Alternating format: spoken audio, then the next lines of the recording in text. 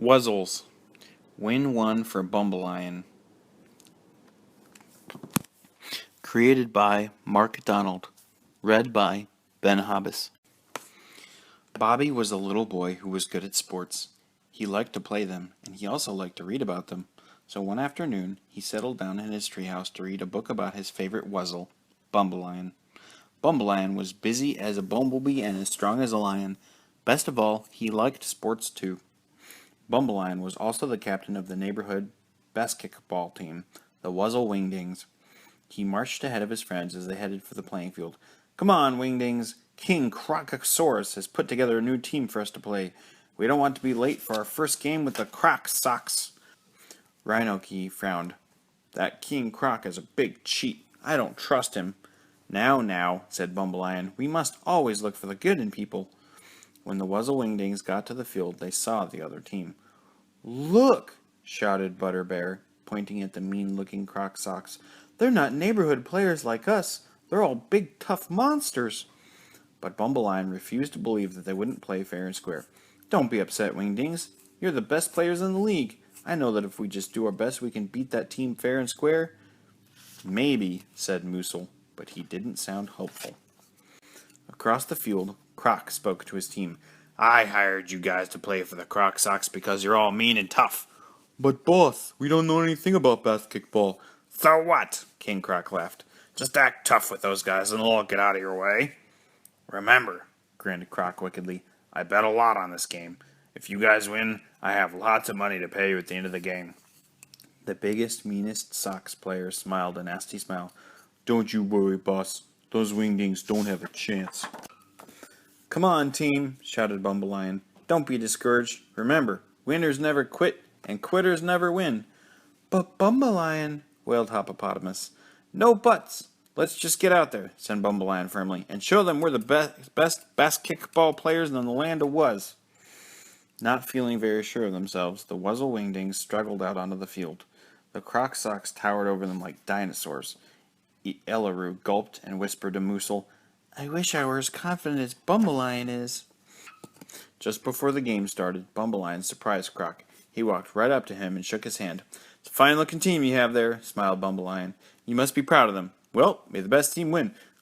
Sure," said Croc uncertainly. "Yeah, sure, thanks." The game began. One of the huge Sox players got the ball. He charged down the field, kicking the ball roughly ahead of him. "Get out of my way!" he yelled. The Wuzzle Wingdings jumped out of his way in fear. They let him go right by them and score a basket. Whenever the Wuzzle Wingdings got the ball, the Sox players stood in front of them and growled. The frightened Wingdings stopped kicking the ball and ran away. Even though the Croc Sox scored again and again, Bumbelion kept cheering his team on. "Come on, Wingdings, don't give up." At halftime, the whistle blew. Croc looked at the scoreboard and left. "Hey, Bumbelion, great game. Your team's losing 4-2-0. Ha ha ha." Bumbelion waved his finger in the air. "Remember, Croc, it's not whether you win or lose, but how you play the game." Bumbelion rushed back to comfort his friends. They were scared and tired. "Hey, cheer up, team. We'll do better next half." "What's the point of playing the next half?" said Butterbear sadly. "The Sox are just too big for us to beat." "That's right," said Moosel. "We're too little to win, Bumbelion. We're going home." The Wingdings got up one at a time and started to walk away. Bumbelion called after them, "You can't just quit. Winners never quit."